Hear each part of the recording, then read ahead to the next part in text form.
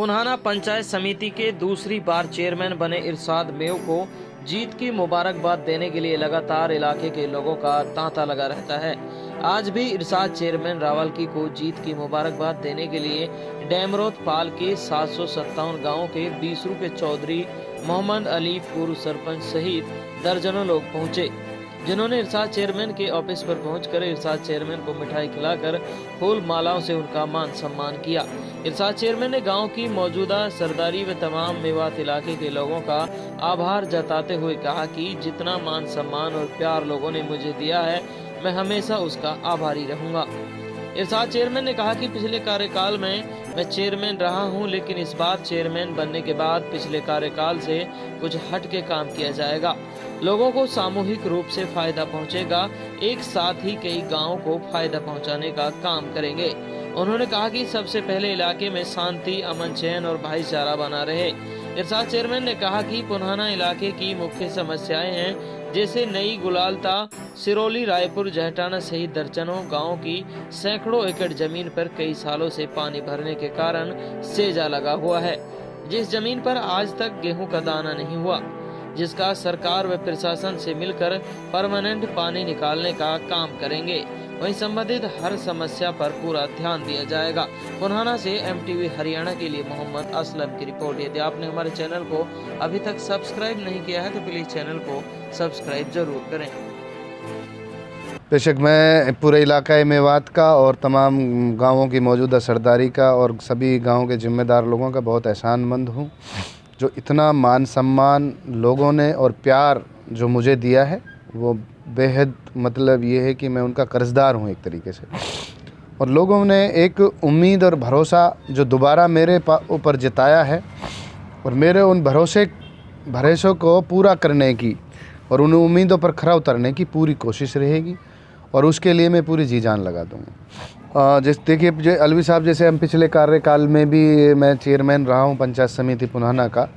तो एक तरीके से ये है कि अब हमें कुछ वक्त जो है वो पूरा हमने सीखा है, और जो अड़चनें आती हैं, जो सारी चीज़ें से उनसे पार होकर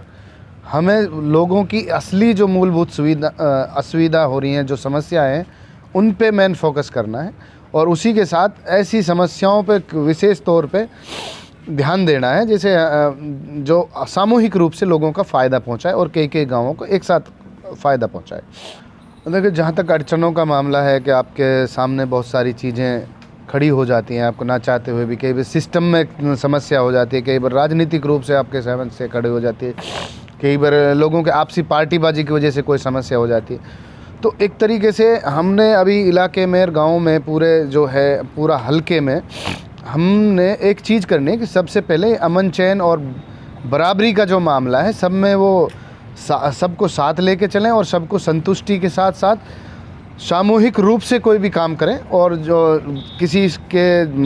पार्टी वाइज या किसी से भेदभावपूर्ण रूप से हम इस तरीके से कोई काम नहीं करेंगे, और अगर कहीं अड़चनें आएंगी तो हम उसको पहले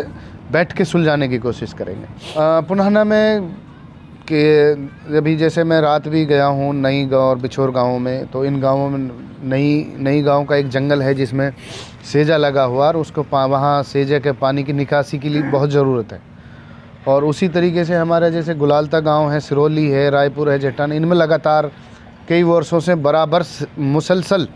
सेजा ही चल रहा है। तो अब भी सैकड़ों एकड़ ज़मीन ऐसी है जिस पे आज तक भी कोई एक गेहूं का दाना नहीं बुआ, कोई बुआई नहीं हुई कई सालों से लगातार।